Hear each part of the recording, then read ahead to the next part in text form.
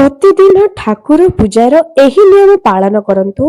ଘରେ ଧନର ଅଭାବ କେବେ ବି ରହିବ ନାହିଁ। ଘରର ସୁଖ ସମୃଦ୍ଧି ଆଣିଥାଏ ଆମର ପୂଜା ଘର। ଆଜ୍ଞା ହଁ ଦର୍ଶକ ବନ୍ଧୁ, ଯଦି ଆପଣମାନେ ନିଜ ଘରେ ସୁଖ ସମୃଦ୍ଧିକୁ ପୁଣି ଥରେ ଆଣିବା ପାଇଁ ଚାହୁଁଛନ୍ତି, ଯଦି ଆପଣଙ୍କ ଘର ସେହି ସମ୍ପୂର୍ଣ୍ଣତା ପାଇପାରୁନାହିଁ, ସମୃଦ୍ଧିରେ କମ୍ ରହିଯାଉଛି, ତେବେ ଆପଣମାନେ ଏହି ନିୟମ ନିଶ୍ଚୟ ପାଳନ କରନ୍ତୁ।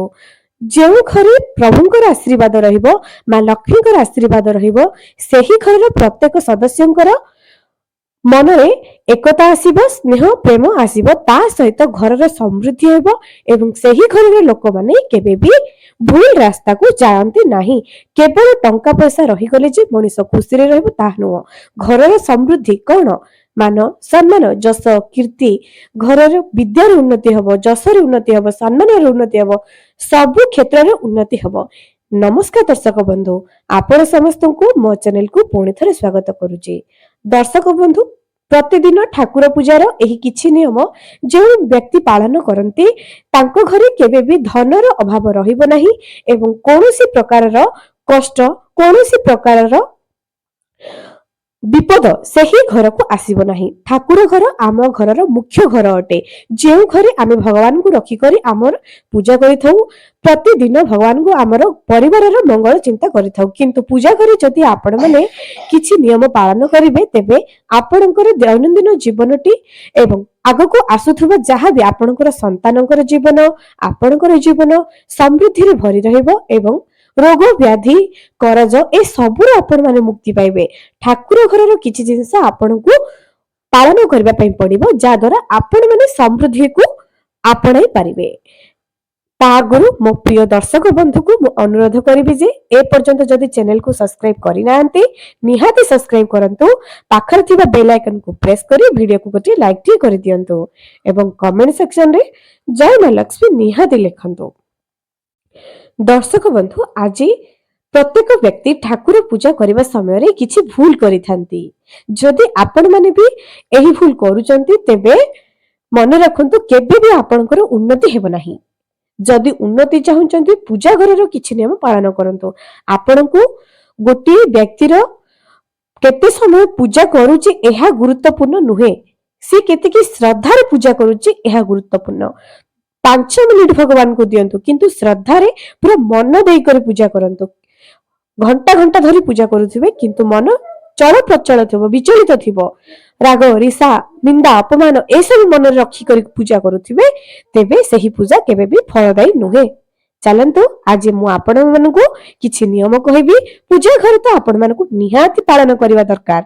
ଆପଣ ଯଦି ଘରର ସମୃଦ୍ଧି ଚାହୁଁଛନ୍ତି, ତେବେ ମୋ ପ୍ରିୟ ଦର୍ଶକ ବନ୍ଧୁ ଏହି ନିୟମ ନିହାତି ପାଳନ କରନ୍ତୁ। ଯେମିତିକି ପ୍ରଥମ କଥା, କେବେ ବି ସୂର୍ଯ୍ୟ ଉଦୟ ନ ହେଉଣୁ ମା ବୃନ୍ଦାବତୀଙ୍କର ପୂଜା କରିବେ ନାହିଁ। ପ୍ରଥମେ କୁହାଯାଏ ଯେ ସୂର୍ଯ୍ୟଙ୍କୁ ଜଳ ଅର୍ପଣ କରିବା, ମା ବୃନ୍ଦାବତୀଙ୍କର ପୂଜା କରିବା, ତାପରେ ଘର ଠାକୁରଙ୍କର ପୂଜା କରିବା। କିନ୍ତୁ ସୂର୍ଯ୍ୟ ଉଦୟ ନ ହେବା ପୂର୍ବରୁ କେବେ ବି ମା ବୃନ୍ଦାବତୀଙ୍କର ପୂଜା କରିବା ଉଚିତ ନୁହେଁ। ଦ୍ୱିତୀୟ କଥା, ନିଜ ଠାକୁର ଘରକୁ ପରିଷ୍କାର କରିବେ। କେବେ ବି ଏକାଦଶୀ, ଗୁରୁବାର, ସଂକ୍ରାନ୍ତି ଦିନ ଠାକୁର ଘରକୁ ସଫା କରିବେ ନାହିଁ। ଶନିବାର ଦିନ ଠାକୁର ଘର ସଫା କରି ଗୋଟିଏ କର୍ପୂର ଜଳାଇ ତାପରେ ପୂଜା ଯଦି ଆରମ୍ଭ କରିବେ, ଆପଣଙ୍କ ଘର ସମୃଦ୍ଧିର ଆଗକୁ ବଢିବ। ତାପରେ ଜିନିଷ, ପୂଜାରେ ଯେଉଁ ସଳିତା ବା ପୋଡ଼ି ଯାଇଥିବା ସଳିତା ହଉ କିମ୍ବା ଧୂପକାଠି ଜାଳି ଦଉଛନ୍ତି ତାର କାଠି, କିମ୍ବା ଆପଣ ଦିଆସିଲି ଜାଳି ଦଉଛନ୍ତି ତାର କାଠି, ଏସବୁ ଠାକୁର ଘରେ ପକାଇ କରି ରଖନ୍ତୁ ନାହିଁ। ବାସି ଫୁଲ, ଅଳିଆ ଆବର୍ଜନା ଏସବୁକୁ ସଫା କରନ୍ତୁ। ନିଜର ପୂଜା ଘରକୁ ସଜାଡ଼ି ସୁନ୍ଦର ସାଇତି କରି ରଖନ୍ତୁ। ପୂଜା ଘରେ କୁ ଅସନା କରି ରଖିବେ ନାହିଁ। ତାପରେ ଯଦି ଆପଣଙ୍କ ପୂଜା ଘରେ କୌଣସି ଧର୍ମଗ୍ରନ୍ଥ ଅଛି, ତାକୁ ଆପଣ ପଢନ୍ତୁ କିମ୍ବା ନ ପଢନ୍ତୁ, ସମ୍ମାନ ଦିଅନ୍ତୁ। ସବୁଦିନ ନମସ୍କାର ଟିକେ କରି ଧୂପ ଦୀପ ତାକୁ ଦେଖାଉଥାନ୍ତୁ। ଏହା କଲେ ଘରର ସମୃଦ୍ଧି ସବୁବେଳେ ବଜାୟ ରହିଥାଏ। ପୂଜା ଘରର ଠାକୁର ଘର ଉପରେ କୌଣସି ବି ଜିନିଷ ରଖନ୍ତୁ ନାହିଁ। ଠାକୁର ଘର ଉପରେ ଆପଣ କୌଣସି ବି ଜିନିଷ ରଖୁଛନ୍ତି, ଏହାର ଅର୍ଥ ଆପଣ ଆପଣଙ୍କ ଘରକୁ ବୋଝ ଆଣୁଛନ୍ତି। କିଛି ନା କିଛି ଚିନ୍ତା ପରିବାରର ମୁରବୀ ଉପରେ ପଡି ରହିବ।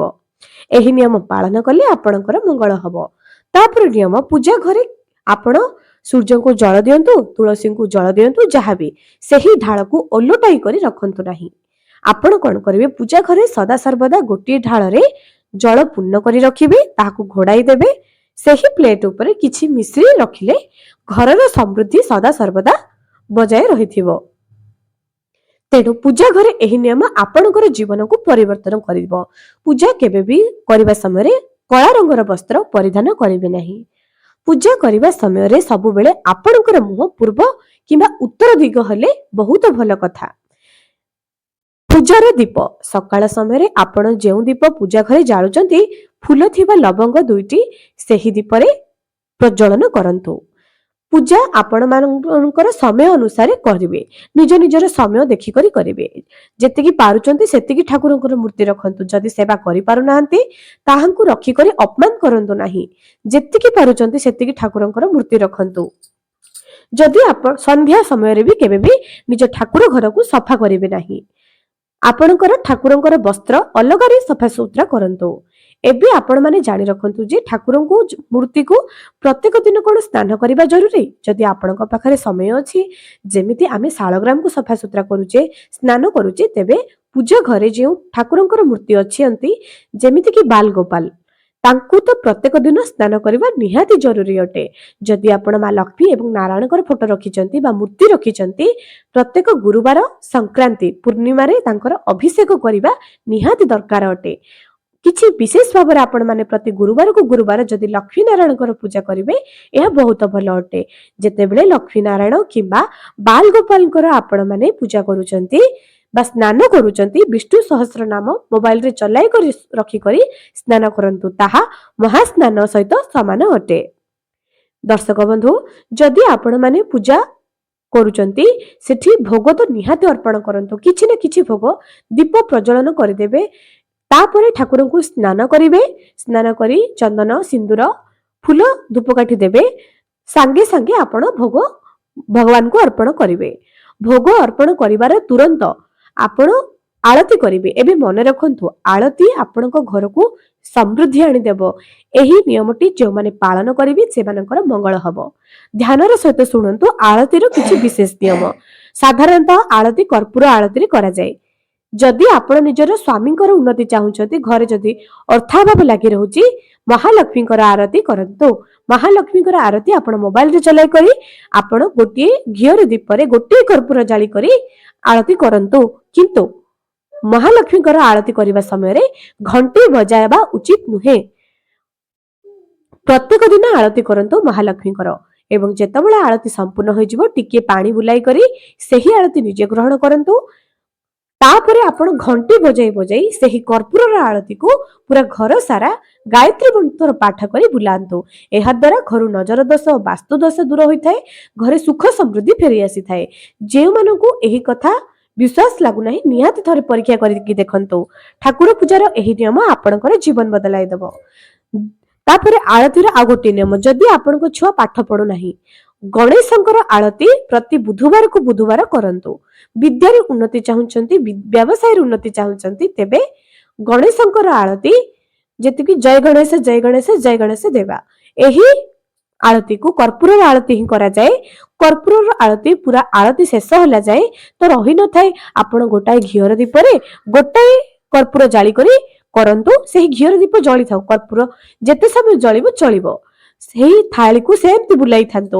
ଯଦି ଆଳତି ଆପଣଙ୍କୁ ନ ଆସୁଛି, ଆପଣ କଣ କରନ୍ତୁ, ମୋବାଇଲରେ ଚଲାଇ କରି ମଧ୍ୟ ଗଣେଶଙ୍କର ଆଳତି କରନ୍ତୁ। କିନ୍ତୁ ଲକ୍ଷ୍ମୀଙ୍କର ଆଳତିରେ କେବେ ବି ଗଣେଶଙ୍କ ଆଳତିରେ ଆପଣମାନେ ଘଣ୍ଟି ବଜାଇ ପାରିବେ। ତାପରେ ଆଉ ଗୋଟିଏ କଥା, ଯଦି ଆପଣ ମନର ଶାନ୍ତି ଚାହୁଁଛନ୍ତି, ମୋକ୍ଷ ଚାହୁଁଛନ୍ତି, କୃଷ୍ଣଙ୍କର ଆଳତି କରନ୍ତୁ। ଆପଣ ମୋବାଇଲରେ କୃଷ୍ଣ ଆଳତି ମାରିଦେବେ, ତାହା ଆସିଯିବ। ସେମିତି କର୍ପୂର ଆଳତି କରିବେ।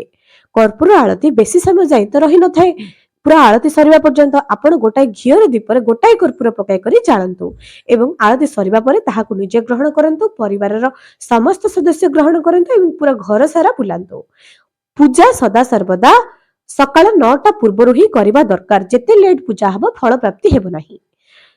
ଏହି କଥା ଆପଣମାନେ ଧ୍ୟାନ ଦେଲେ ଆପଣଙ୍କର ମଙ୍ଗଳ ହେବ। ସବୁଦିନ ଗୋଟିଏ ସମୟରେ ହିଁ ପୂଜା କରନ୍ତୁ। ଏବଂ ଆଉ ଗୋଟିଏ କଥା, ଘରେ ସକଳ କୁଟୁମ୍ବ ଭୋକରେ ରହିଥିବେ, ଛୁଆ ଭୋକରେ ରହିଥିବ, ସ୍ୱାମୀ ଭୋକରେ ରହିଥିବେ, ଆପଣ ପୂଜା କଲେ କୌଣସି ଫଳ ପ୍ରାପ୍ତି ହେବ ନାହିଁ।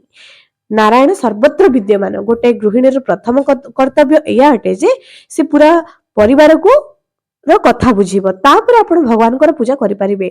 जितेबाला छुआ मैंने बड़ हो आपण घरे जो वयोज्येष्ठ व्यक्ति अच्छा से भी ध्यान रखा पड़ो। सेठी ही नारायण वास। जो मान पाखरे एसबू संभव नुह से टिके डेरी रे पूजा करें कि कम समय भी पूजा टाक शेष करें। मनर भक्ति ही मनर भाव ही ईश्वर पाखरे पहुंचाई पारि थाए। एवं दर्शक बंधु सदा सर्वदा कर्पूर आरती करने पूरा घर घंटी बजाई बजाई कर बुलाइबे।